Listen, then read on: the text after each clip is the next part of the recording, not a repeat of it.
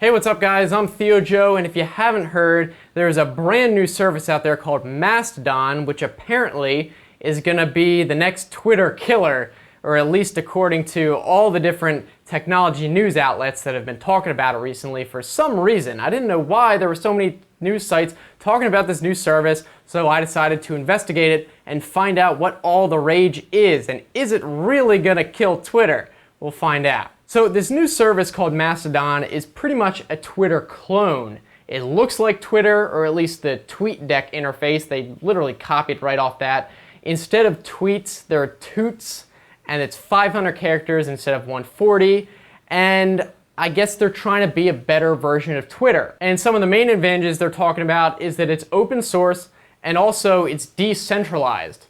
So it's kind of interesting actually if you think about it. So instead of like Twitter, where it's one website obviously, with Mastodon you can create what are called instances, which are kind of like individual servers that use the service. So you can sign up for one instance, or you can create your own, and it's like the same thing, and then each instance can talk with users on the other ones. Now there is one main original Mastodon instance. It's called mastodon.social, but there are other ones. And each instance can pretty much have its own rules, its own themes, its own like groups of people. So if you like the groups of people in one instance, you can join that. And if you want some other people, you can join the other one. So it is kind of interesting that you're not relying on one single company to run the show. If one instance website has, a better interface, you can use that. If one has better privacy features or something like that, you can use the other one. Although, interestingly, if you sign up for one username, instead of just having that username, it's your username at that instance address. So for example, since the main instance was full apparently, I created one on mastodon.cloud, and there's about 40,000 other people on that one. So my handle is theojoe at mastodon.cloud. And how it works with the names is if you're on the same instance, you can just type in the first part of their name. But if you're on a different one, you have to type in the whole thing, which is kind of annoying, but I guess it makes sense. It just naturally needs to be able to talk to other servers, because if someone signs up for a name on one, then what's stopping them from signing up for the same username on a completely different instance that isn't really run by the same people? And right now, I think the count for number of users is between 1 to 200,000, with maybe the top one being around 100,000. The one I'm on is like 40,000. But the question still kind of stands. What is so great about this service? I mean, there's been so much hype, as I talked about. It's like every tech news site has been talking about this thing, saying it's gonna kill Twitter. But I'm not so sure. There are a few reasons why I really don't think this is gonna take off. First of all, the naming system is dumb. Mastodon, like really, it's too many syllables. At least Twitter, it's easy to say, oh, you tweet, oh, you Twitter, oh, you're on Twitter. Mastodon, oh, you're on Mastodon. What the heck is Mastodon? It's an animal? It doesn't even make sense. Also, the name for the posts are called toots. Really? You're gonna name it after a fart? That's the only thing I could think of when you say toot.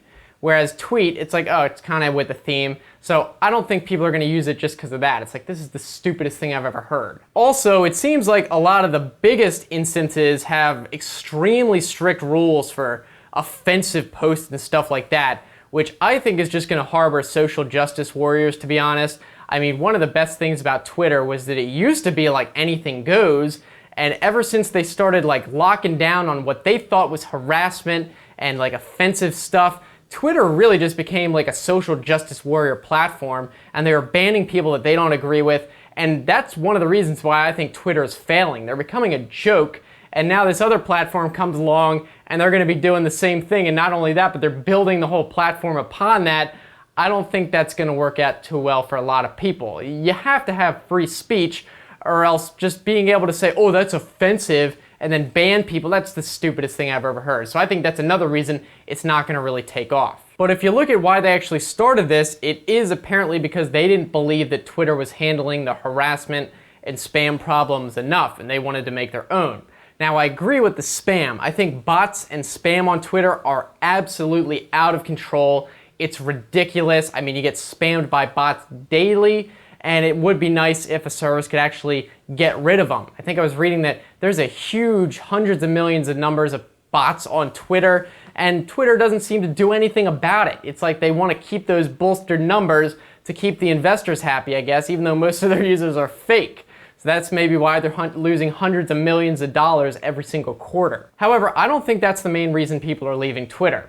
I mean, they're assuming that people are going to go over to Mastodon because they don't like the way Twitter is handling their problems, but I actually think people are leaving Twitter just because it's not that great a service that is very useful in particular. Now, obviously, this is anecdotal, but I don't really know that many of my friends that actually use Twitter. I mean, if they want to post a status update, it's like just post it on Facebook or something, or just text your friends. Do people really post that much stuff like, oh, I'm having a sandwich? I mean, it was kind of popular at first, but I don't know that many people actually use Twitter on a daily basis unless they're like a creator who has followers or a large number of followers that like to post stuff beyond their friends. I think a vast majority of people just want to post stuff for their friends, and there are better platforms for that like Snapchat and Facebook. But now you have this other platform coming along called Mastodon that basically no one's using, even fewer people are using, and you're saying that's going to take over as the next Twitter? Even Twitter isn't the next Twitter. Twitter can't even handle themselves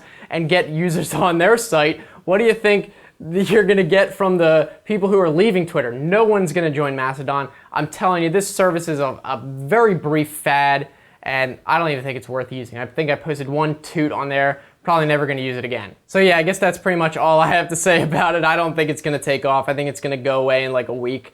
If you guys have any ideas, maybe I'm completely wrong and you have some reasons for it, you can let me know down in the comments section. We can talk about it down there. Also, if you liked the video, be sure to give it a thumbs up so I know you enjoyed it. If you want to keep watching, I'll put some other videos right here. You can click on those. And if you want to subscribe, I make new videos every Tuesday, Thursday, Saturday. Should be worth it. So anyway, thanks again for watching, guys. I'm looking forward to hearing from you. And as usual, I'll see you next time. Have a good one.